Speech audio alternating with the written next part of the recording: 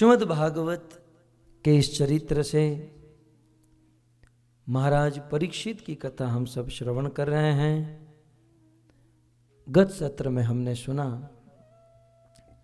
कि किस प्रकार महाराज परीक्षित दिग्विजय करके अपने राज्य में वापस लौटे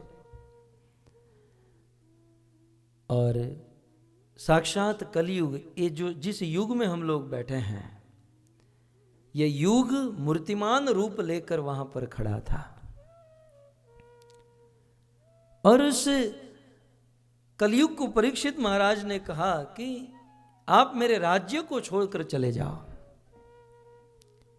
कलयुग ने कहा, महाराज आपका राज्य तो पूरी दुनिया में छाया हुआ है, मैं कहां जाऊंगा, आप मुझे कहीं तो स्थान दीजिए। तब महाराज परीक्षित ने कलयुग को इस भूमंडल पर, इस संसार में 4 जगह पर स्थान दिए हैं। सूत जी ने कहा कि ये 4 स्थान जहां पर परीक्षित ने कलयुग को रहने के लिए कहा, वह 4 स्थान अधर्म के स्थान है। धार्मिक व्यक्ति ऐसे स्थानों पर या ऐसे कार्यों में कभी रचा पचा नहीं रहता, क्योंकि ये कलयुग के अधर्म के स्थान। श्रीमद् भागवत जी का ये प्रसिद्ध श्लोक है, अभ्यर्थी तत्तदा तस्मै स्थानानि कलये ददो धूतं पानं स्त्रियः सूना धूतं पानं स्त्रियः सूना यत्र अधर्म चतुर्विधा यत्र अधर्म चतुर्विधा। महाराज परीक्षित कहते हैं, अभ्यर्थी तत्तदा तस्मै स्थानानि कलये ददो। कलयुग को स्थान देते हुए कहते हैं कि 4 जगह पर तुम रह सकते हो। पहली जगह कौन सी है? धूतम। धूतम का अर्थ होता है जुआ, गैम्बलिंग। जहां पर गैम्बलिंग हो रही हो, जहां पर जुआ खेला जा रहा हो। आपके अमेरिका में तो बहुत खेलते हैं, यहाँ की इकोनॉमी ही जुए पर डिपेंड है, ऐसा मैंने सुना है, कैसीनो पर। आपका प्राइम मिनिस्टर ही ये काम करता था तो पहले,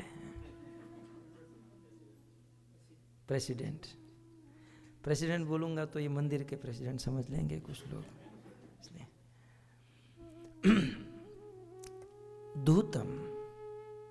शिल प्रभुपाद जी ने ये 4 नियम बनाए, इसका मूल तो भागवत में है। यदि हम लोग भागवत को आश्रित हैं, भागवत को जीवन में उतारना चाहते हैं, तो भागवत का ये प्रथम उपदेश है धूतम। धूतम माने जुआ, किसी भी प्रकार का जुआ न खेला जाए। ये तो आप लोग बहुत अच्छी तरीके से जानते हैं कि जुआ किसे कहते हैं। मैं यदि बोलूंगा तो उसमें से कुछ 2-3 चीज छूट गई तो कुछ लोग कहेंगे चलो हम बच गए हैं, शेयर बाजार तो कर सकते, क्योंकि वो जुआ बोला नहीं प्रभु जी ने।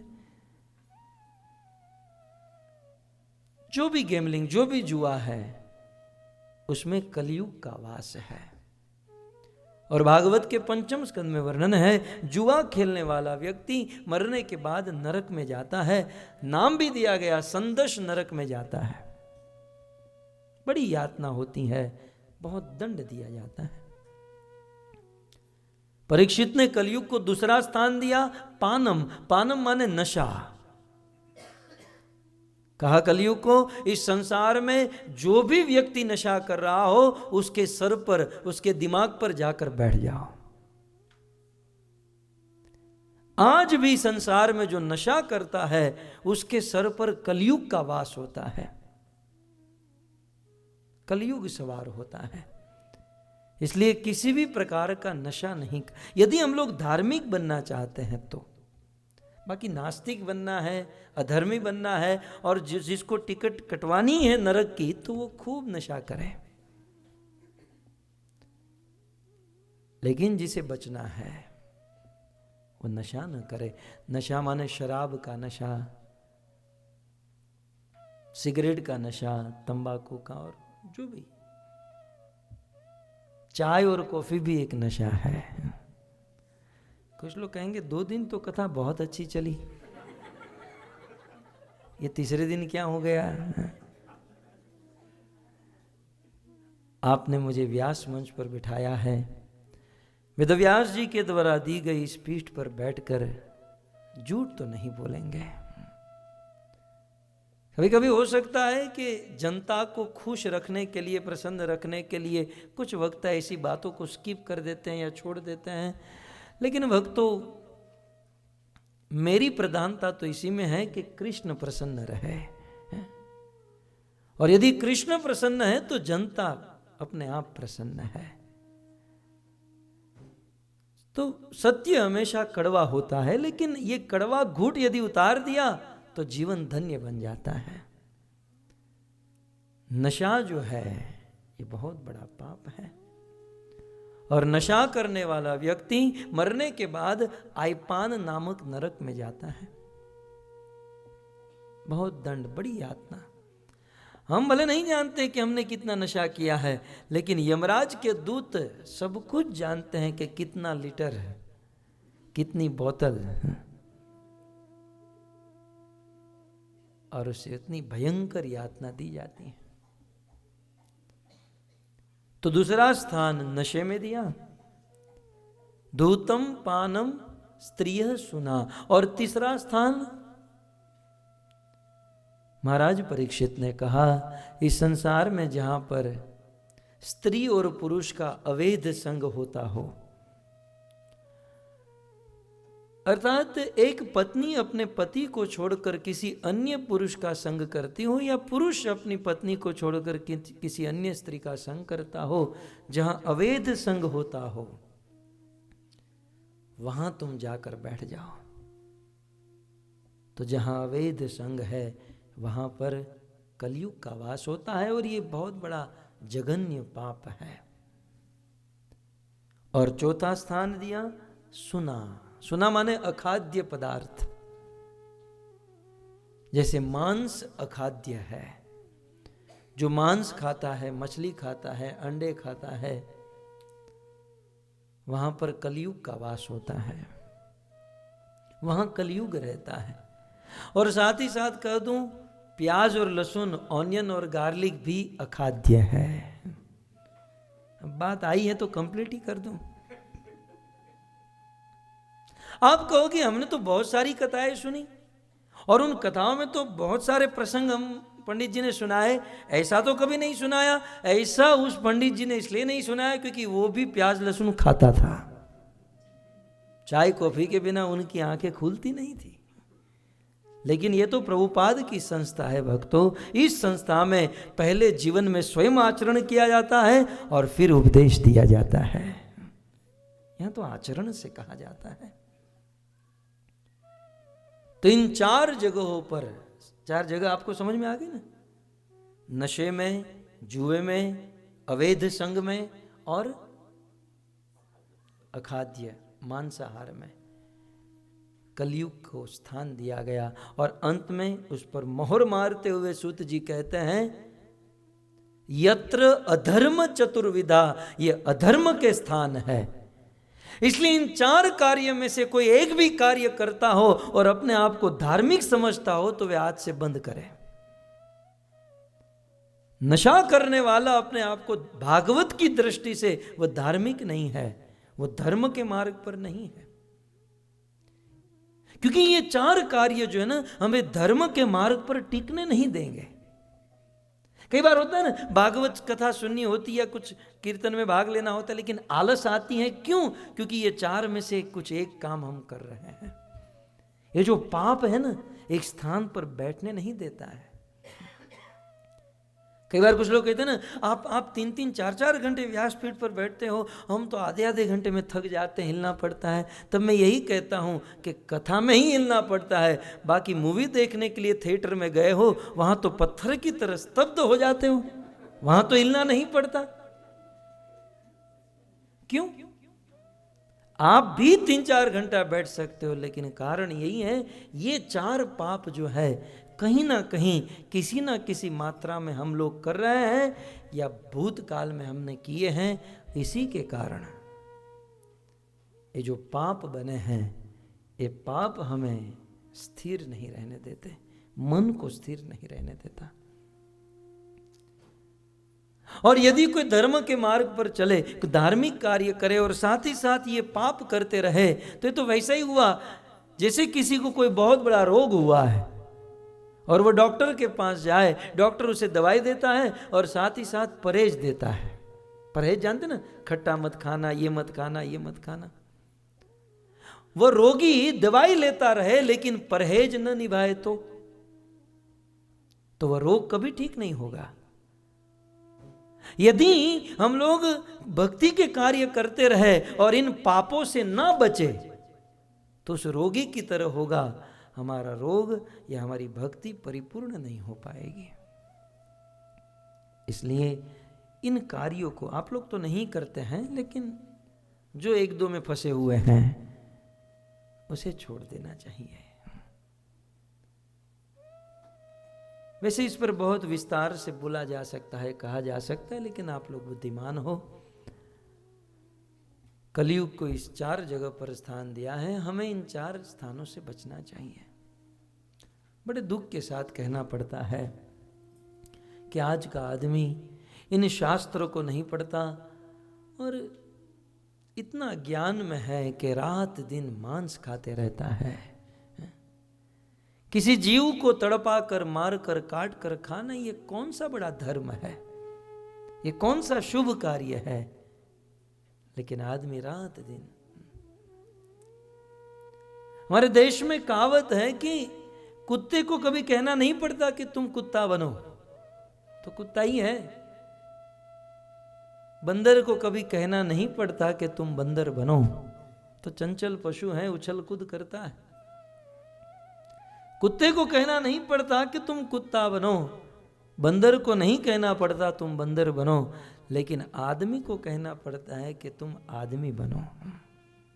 एटलीस्ट बी ए ह्यूमन, आदमी बनो। क्योंकि आज का आदमी अपने स्टैंडर्ड से बहुत गिर चुका है। सच कहे तो हमसे पशु बहुत अच्छे हैं कि ये पशु लोग कम से कम अपनी मर्यादा में तो हैं, लेकिन मनुष्य ने सारी मर्यादाओं को तोड़ दी है। आपने देखा होगा, भगवान ने गाय को घास खाने के लिए बनाई तो गाय घास ही खाती है। आपके वॉशिंगटन की गाय मांस खाती है? देखा आपने कभी? कभी नहीं, एक भी ऐसा प्रमाण नहीं मिलेगा। गाय को घास खाने के लिए बनाया तो वह घास ही खाती है। सिंह को मांस खाने के लिए बनाया तो वो मांस ही खाता है, घास नहीं खाता है।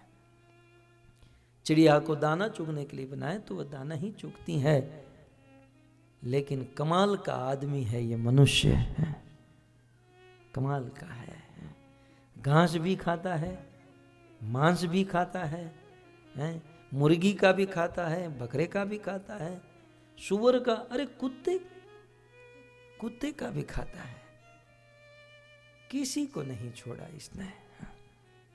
बहुत बड़ी मर्यादा भंग कर रहा है और इसका परिणाम देख रहे हैं कि पशुओं के समाज में भले थोड़ा बहुत अभाव हो सकता है, लेकिन पशुओं के समाज में शांति है?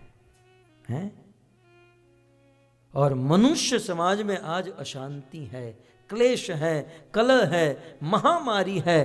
कारण मनुष्य अपनी मर्यादा भूल रहा है। अपनी मर्यादाओं को समझकर, अपने धर्म को समझकर धर्म के मार्ग पर चलें। परीक्षित महाराज ने 4 जगह पर स्थान दिया और उस दिन से कलयुग आज तक इन 4 स्थानों पर रहता है। प्रसंग आया इसलिए कह दूं, भागवत में बहुत बड़ा प्रश्न खड़ा हुआ कि परीक्षित चाहते तो कलयुग को मार सकते थे, परीक्षित चाहते तो अपने राज्य से कलयुग को भगा सकते। परीक्षित यदि चाहते तो हम लोग अभी कलयुग के में नहीं, सतयुग में बैठे होते। हम और आप 1,00,000 वर्ष की आयु होती, मधुसूदन प्रभु की, मेरी, हम सब की, 1,00,000 वर्ष तक हम लोग जीते और सतयुग में बैठे होते, परीक्षित यदि चाहते वो मार सकते थे कलयुग को। सामर्थ्य होकर भी महाराज परीक्षित ने कलयुग को क्यों नहीं मारा, ऐसा प्रश्न पूछा गया।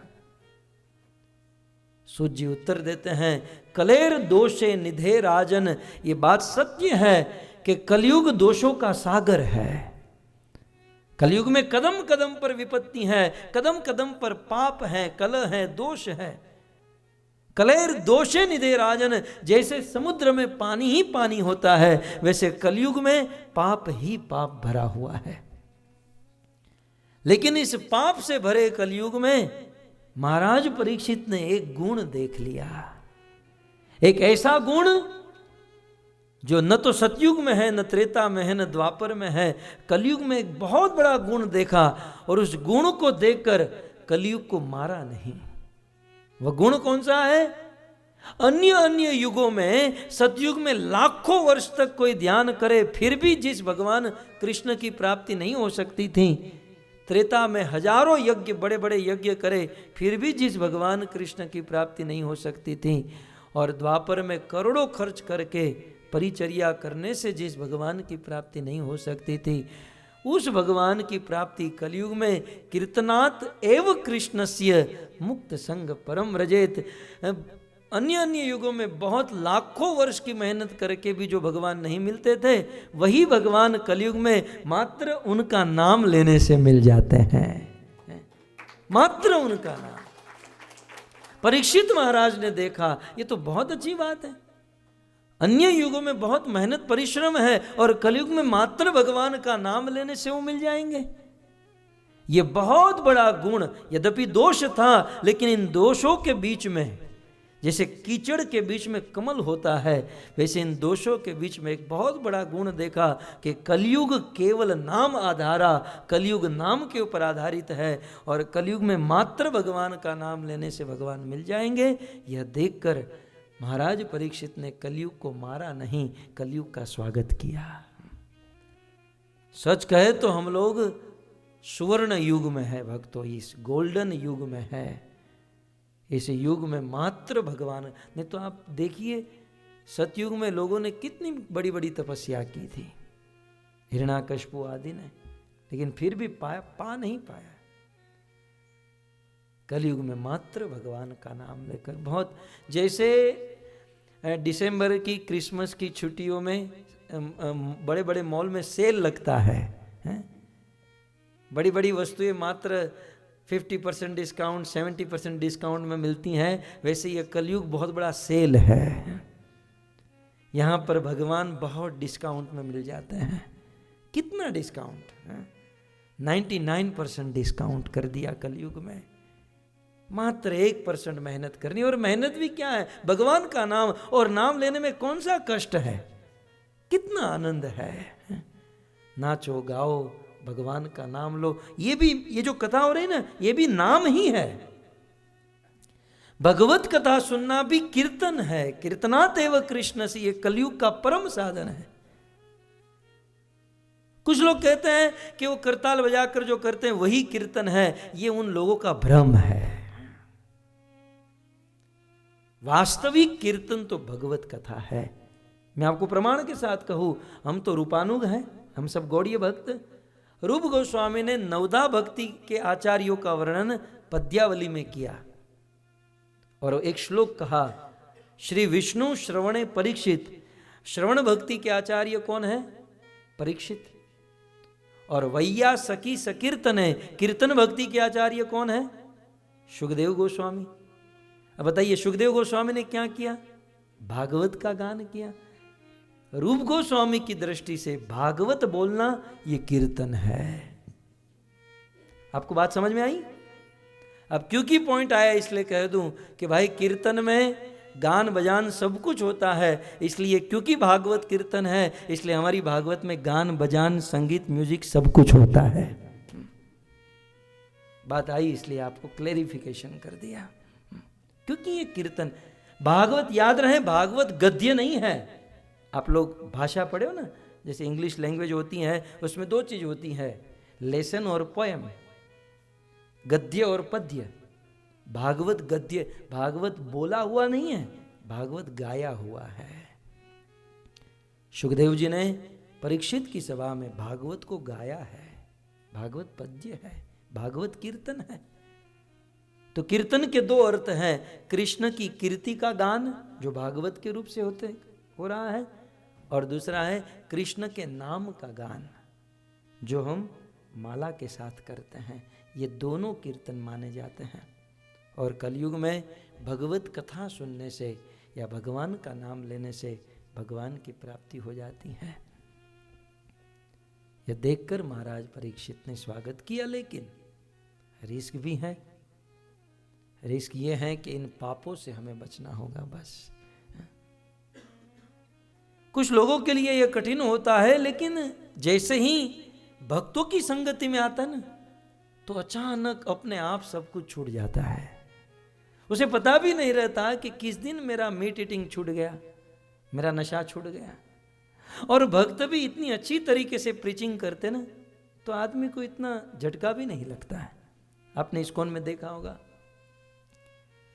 कि शुरू शुरू में तो क्या कहते हैं हमारे जैसे प्रचारक, chanting dancing fisting easy, so simple. आप पार्टियों में जाते हो तो क्या करते हो, चैंटिंग डांसिंग फिस्टिंग, वही यहाँ पर करना है। तो आदमी सोचता है यार ये तो बहुत अच्छा है और मुफ्त में हो रहा है। होटलों में जाते हैं तो पैसे भी देने पड़ते हैं, यहाँ तो फ्री में हो रहा है, तो आदमी ज्वाइन कर लेता है। फिर थोड़ा समय बीतता है तो मंदिर से कोई अथॉरिटी कहती है कि कितने महीने से आते हो, बोले 6 महीने से। माला जाप करते हो? नहीं, माला नहीं करते हो, चलो माला पकड़ो, 6 माला जाप करना शुरू करो। तो जी भाई ठीक है, 6 माला करेंगे। फिर और 6 महीना बीतता है, कितनी माला करते हो? 6, बस 6 माला, 16 माला होनी चाहिए। सोचता है कि चलो ठीक है 16 माला शुरू करेंगे। फिर किसी दिन उनको चाय पीते हुए किसी ने देख लिया, 1 साल से मंदिर में आते हो, 16 माला जाप करते हो, चाय पीते हो। नशा बंद, मीट ईटिंग बंद, गैम्बलिंग बंद, 4 नियम का पालन। बोले अब तो हो गया होगा। तब 2 साल के बाद कोई डिवोटी कहता है कि आपकी दीक्षा हुई? बोले दीक्षा नहीं हुई, 2 साल से मंदिर में आते हो, दीक्षा नहीं हुई आपकी? किस टाइप की डिवोटी हो आप? चलो ज्वाइन करो भक्ति वृक्ष काउंसिल, जो भी यहाँ पर चलता है, चलो दीक्षा लो। फिर उस आदमी की दीक्षा हो जाती है। फिर संडे मंदिर में आता है, दीक्षा हो गई? बोले हाँ। दीक्षा लिए और मंगला आरती में नहीं आते? दीक्षा लिए और मंगला आरती में नहीं आते? दिखते नहीं हो मंगला आरती में? तुम्हारे गुरु महाराज को कंप्लेंट करूंगा। तब आदमी मंगला आरती में आना शुरू करता है। फिर 6 महीने 1 साल के बाद बोले दीक्षा हुई? कब हुई? 1 साल पहले। आपकी ब्राह्मण दीक्षा नहीं हुई? अरे गुरु महाराज आते हैं, कब आएंगे? साल के बाद आएंगे, ब्राह्मण दीक्षा ले लो। आदमी ब्राह्मण दीक्षा ले लेता है। ब्राह्मण दीक्षा के बाद तो आप जानते ही हैं, झूठ नहीं बोलना, ये नहीं करना। फिर आदमी पीछे मुड़कर देखता है, यार मैं सोच कर आया था चैंटिंग डांसिंग फिस्टिंग। मैं ये सुनकर आया था कि यहाँ तो केवल चैंटिंग डांसिंग फिस्टिंग है, लेकिन 2 साल के बाद तो मेरा पूरा परिवर्तन ही हो गया। तो ये स्टाइल है।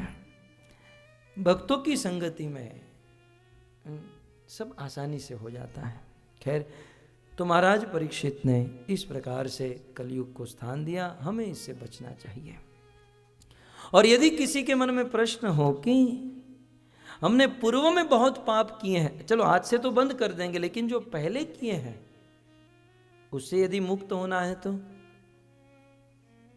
सुखदेव गोस्वामी कहते हैं भगवान का नाम लेने से पूर्व में जितने भी पाप किए हैं उन पापों से मुक्त हो जाएंगे। और अधिक नाम लेंगे और निरंतर लेते रहेंगे तो एक ना एक दिन भगवान से प्रेम प्रकट हो जाएगा। इस प्रकार से कलयुग को विदा किया। महाराज परीक्षित अपने राज्य में वापस लौटे। अब एक दिन की बात सुखदेव गोस्वामी, सूत गोस्वामी कहते हैं, एक दिन महाराज परीक्षित मृगड़ा करने के लिए वन में गए थे। और गर्मी का दिन था, दोपहर का समय हुआ, सूर्य तप्त था। महाराज परीक्षित को प्यास लगी। उन्होंने देखा कि यहां आजू बाजू में कोई जलाशय नहीं है। निकट समीक ऋषि का आश्रम था। महाराज परीक्षित समीक ऋषि के आश्रम में गए। उस आश्रम में जाकर देखा तो समीक ऋषि ध्यान कर रहे थे। महाराज परीक्षित ने सोचा कि मैं पूरी दुनिया का राजा, मुझे बुलाने के लिए लोग कितना इनविटेशन देते हैं और मैं इस साधु के आश्रम में आया और ये ध्यान में बैठा है। महाराज परीक्षित देखना चाहते थे कि ये वास्तव में ध्यान में बैठा है कि ध्यान करने का नाटक कर रहा है, देखना चाहते थे। और राजा थे, राजा का धर्म है, राजा कोई अथॉरिटी है कि वो किसी की भी परीक्षा ले सकते हैं। तो महाराज परीक्षित समीक ऋषि की परीक्षा लेने के लिए वहां पर एक मरा हुआ सर्प पड़ा था। उस सर्प को अपने धनुष बाण पर उठाया और समीक ऋषि के गले में रखा। समीक ऋषि ध्यान में बैठे रहे। परीक्षित समझ गए कि ये वास्तव में ध्यान कर रहे हैं। परीक्षित महाराज जल पीकर वहां से लौट गए, लेकिन यह दृश्य किसी एक आदमी ने देख लिया और वह आदमी दौड़कर उस समीक ऋषि के पुत्र, जिसका नाम था श्रृंगी, श्रृंगी के पास गया और जाकर कंप्लेंट किया कि आपके पिता के गले में किसी ने सांप डाला है। अब वो सांप जीवित था या मरा हुआ ये नहीं बताया। ऐसा ही होता है डिवोटी के समाज में भी। लगभग समझ में आ ही गया होगा आपको। अब देखिए, थोड़ी सी इंफॉर्मेशन गलत देने से कितना बड़ा यहां पर उपक्रम रच गया। थोड़ी सी गलत सूचना। वास्तव में कभी कभी डिवोटी के भक्तों के समाज में होता है कि कोई ज्ञान नहीं होता है, लेकिन फिर भी फलाने भक्त ऐसे हैं, वो तो ऐसा करते हैं। हो सकता है कि हमारे पास जो इन्फॉर्मेशन है वो गलत है, लेकिन हम तो बहुत कॉन्फिडेंस से आगे पास करते हैं और उसमें मिर्च मसाला डाल के बढ़ा चढ़ा कर ही आगे बोलते हैं। और क्या पता मनुष्यों का एक स्वभाव बन चुका है। लेकिन इससे बहुत बड़ा खतरा हो सकता है, इससे बहुत बड़ी आपत्ति आ सकती है।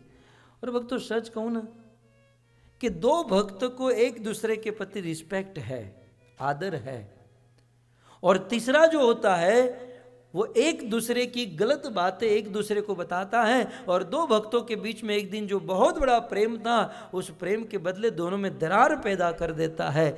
ये भक्तों के बीच में दरार पैदा करना ये दुनिया का सबसे बड़ा पाप है। ये असुरों का काम है जो आजकल के कुछ डिवोटी लोग कर रहे हैं। किसी भक्त की किसी में श्रद्धा है, कोई भक्त किसी को आदर कर रहा है, रिस्पेक्ट कर रहा है, तो करने दो। लेकिन किसी भक्त का रिस्पेक्ट हमसे बर्दाश्त नहीं होता है और हम लोग जाते हैं और गलत गलत बातें, सुनी हुई यहाँ वहाँ की बातें बताते हैं और उनका जो रिस्पेक्ट है वो कम कराते हैं। यही काम बचा है भक्तों के पास। सबकी बात नहीं कर रहा हूं मैं, कुछ लोग मेरे जैसे। अब सीधा आपको कहूंगा तो बुरा लग जाएगा, मेरे जैसे। मैं अपने आप को पहले बीच में रख रहा हूं। किसी का बहुत बहुत अधिक ऐसा स्वभाव होता है, किसी का कम, कहीं ना कहीं मात्रा में ये देखा गया है। यदि हम वास्तव में डिवोटी है ना, तो दो भक्तों के बीच में यदि कोई प्रॉब्लम भी है तो हम बीच में जाकर एक दूसरे की प्रशंसा करके उन प्रॉब्लम को दूर करेंगे। लेकिन ऐसा नहीं। हम तो दो भक्त यदि झगड़ा करते हो तो उसमें और हवा देंगे कि तू मार, मैं बैठा हूं ना, आज तो उसको गाली दे ही देना, मैं बैठा हूं तेरे पीछे। भक्तों के बीच में प्रेम उत्पन्न कराना चाहिए। मुझे तत्कालीन मेरे मन में एक ये बात याद आ रही है कि जिस समय त्रेता युग में भगवान रामचंद्र भारत से लंका जाना चाहते थे और समुद्र पर सेतु बन रहा था, उस समय बड़े बड़े वानर, रींछ, भालू आदि बड़े बड़े पर्वत, बड़े बड़े वृक्ष, पत्थर उठा उठा कर लाते थे और नल नील नाम के वानर राम लिखते थे और पत्थर समुद्र में रखते ही पत्थर तैरने लगता था।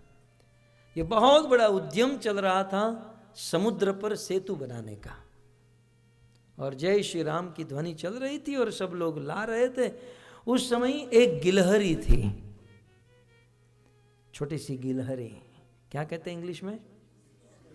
जोर से बोल दो तो आजू बाजू वाले को पता चल जाए, मैं तो नहीं बोल पाऊंगा। तो एक गिलहरी थी, वो गिलहरी वहां पर छोटे से दाने उठा उठा कर वो भी समुद्र में डाल रही थी। लेकिन ये बड़े बड़े लोग पत्थर पर्वत लेकर आते थे, उसके पाँव में गिलहरी आती थी और ये लोग रुक जाते थे, गति बहुत स्लो हो जाती थी, स्पीड ब्रेकर की तरह। तो हनुमान आदि कहते थे कि आप बहनी ये क्या कर रहे हो? बोले मैं भी सेवा कर रही हूं। बोले तुम इतना छोटे छोटे दाने कण उठाकर डालती हो, उससे क्या होगा?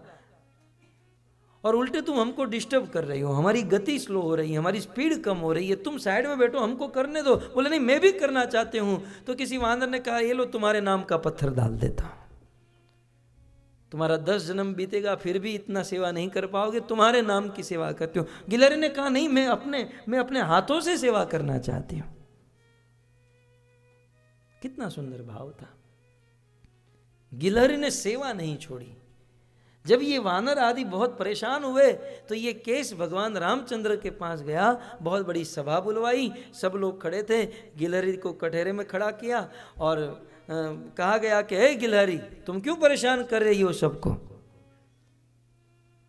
गिलहरी ने कहा प्रभु मैं सेवा करना चाहती हूं, और ये लोग अपने स्टैंडर्ड से सेवा कर रहे हैं, मैं अपने स्टैंडर्ड से सेवा कर रही हूं। वानरों ने कहा कि लेकिन ये हमको परेशान कर रही हैं। गिलहरी ने कहा कि मैं परेशान नहीं कर रही हूं प्रभु, आपके ये भक्त लोग समुद्र में जो पत्थर डाल रहे हैं, मैं देख रही हूं कि ये पत्थर समुद्र में गिरते ही बिखर रहे हैं।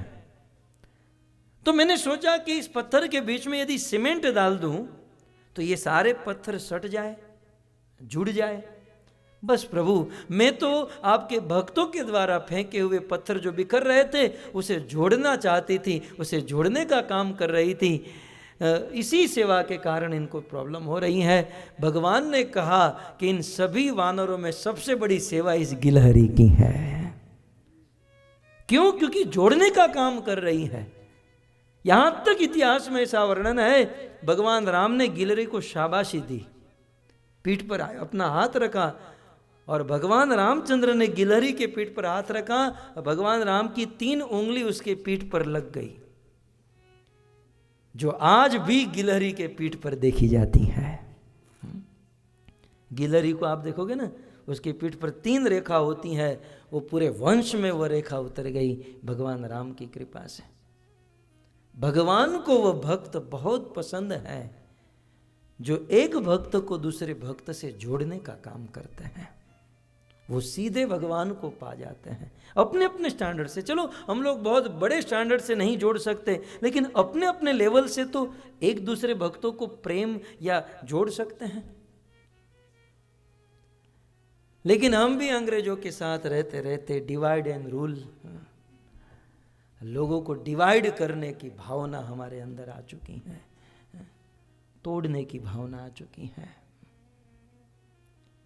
और होता कुछ नहीं है। बस एक छोटी सी इंफॉर्मेशन हम पास कर देते हैं हमारे मन को मिर्च मसाला डाल के, और भक्तों की श्रद्धा टूट जाती है और उससे बहुत बड़ी हानि हमारे धर्म को होती है। शिल प्रभुपाद ने कहा था किसी की ताकत नहीं है कि इस्कॉन को कोई तोड़ पाए, इस्कॉन को नष्ट कर सके, इस्कॉन को तोड़ सके, ये किसी की ताकत नहीं है। इस्कॉन टूटेगा तो अपने अंदरों अंदर भक्तों में प्रॉब्लम और क्लेश होगा। अपने अंदरों अंदर झगड़े में ही इस्कॉन टूटेगा, बाकी अन्य बाहर से कोई किसी की ताकत नहीं है कि इस्कॉन को तोड़ सके। तो क्योंकि हम सब भक्त यहां पर बैठे हैं और क्योंकि ये प्रसंग आया है, इसलिए मैंने स्मरण कराया कि उस आदमी ने श्रृंगी को कहा कि आपके पिता के गले में सांप डाला है। कम से कम इतना तो समझ लेना चाहिए था, मरा हुआ सर्प या जीवित है। और यदि नहीं पता है तो कम से कम इन्फॉर्मेशन देते हुए यह तो कहना था कि देखो मैं देख कर आया हूं सांप डाला, अब मरा हुआ है या नहीं मरा हुआ है आप जाकर देख लो। तो कम से कम श्रृंगी घर पर आकर देखता। लेकिन श्रृंगी ने जैसे ही सुना कि सांप डाला है, तुरंत हाथ में जल लेकर संकल्प किया और श्राप दे दिया कि जिस किसी आदमी ने, जिस किसी व्यक्ति ने मेरे पिता के गले में सांप डाला है, मैं श्राप देता हूं आज के 7 दिन के बाद तक्षक नाग आए और उसे डसे और उनकी मृत्यु हो जाए। भयंकर श्राप दे दिया उस ब्राह्मण ने। उस समय ब्राह्मणों के वचन सत्य हुआ करते थे, क्योंकि ब्राह्मणों की पवित्रता होती थी। श्राप दे दिया और श्रृंगी रोते हुए अपने घर पर आए। श्रृंगी की रोने की आवाज सुनी तो समीक ऋषि का ध्यान खुल गया। मुझे गुरु महाराज की बात याद आती है कि इतने बड़े महात्मा इनके घर पर आए तो इनका ध्यान नहीं खुला, और बेटे की जब आवाज सुनी तो तुरंत ध्यान खुल गया। यह हालत हम सब लोगों की है, हम सब लोगों की है। कहीं ना कहीं बड़े बड़े लोग भी अपनी संपत्ति और संतति की आसक्ति में फंसे हुए होते हैं। ये तो प्रभुपाद ही कह सकते हैं कि मेरे 4 बेटे हैं, लेकिन फिर भी ये इस्कॉन की करोड़ों की संपत्ति मेरे बेटों को नहीं, ये पूरे जगत का कल्याण करने के लिए है, ये जगत का उद्धार करने के लिए है। 1 रुपया भी श्रील प्रभुपाद ने अपने संतान को, अपने पुत्र को नहीं दिया। ये तो कोई वीर, ये तो कोई शुद्ध संत ही कर सकता है। खैर, श्रृंगी की रोते हुए आवाज सुनकर समीक ऋषि का ध्यान टूटा, आंखें खुली और समीक ऋषि ने देखा कि पुत्र रो रहा है। कहा, बेटा रोने का कारण? बोले, पिताजी मैंने ऐसा सुना कि आपके गले में सांप डाला है, तो मैं सोचा जीवित सर्प होगा, लेकिन ये तो मरा हुआ सर्प है। पिताजी मैंने श्राप दे दिया, जिस किसी ने सांप डाला है वो 7 दिन में मरेगा। समीक ऋषि ने ध्यान करके देखा कि ये मेरे पुत्र ने किसको श्राप दिया है। जब ध्यान किया तो समीक ऋषि को पता चला कि मेरे पुत्र श्रृंगी ने इस संसार के चक्रवर्ती सम्राट महाराज परीक्षित को श्राप दिया है।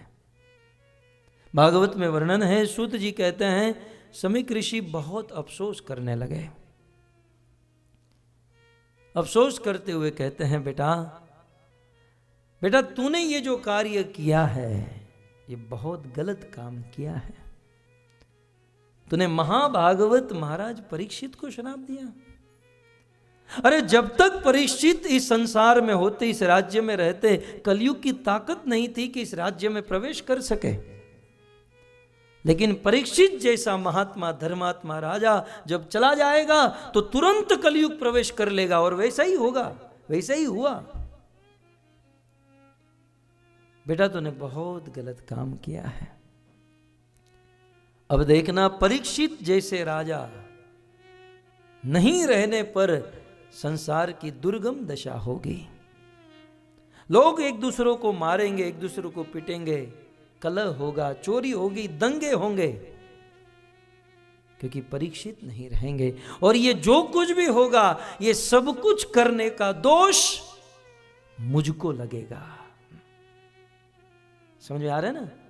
एक छोटी सी गलत इंफॉर्मेशन मिल गई और एक्शन ले लिया तो आगे चलकर ये कलयुग जो भी आ रहा है और जो भी पाप हो रहा है, ये सारा दोष श्रृंगी को और समीक ऋषि को लगेगा।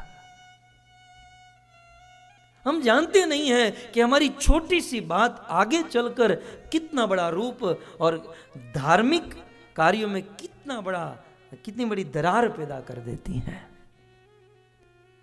इसलिए निवेदन देने से पहले हजारों बार सोचना चाहिए।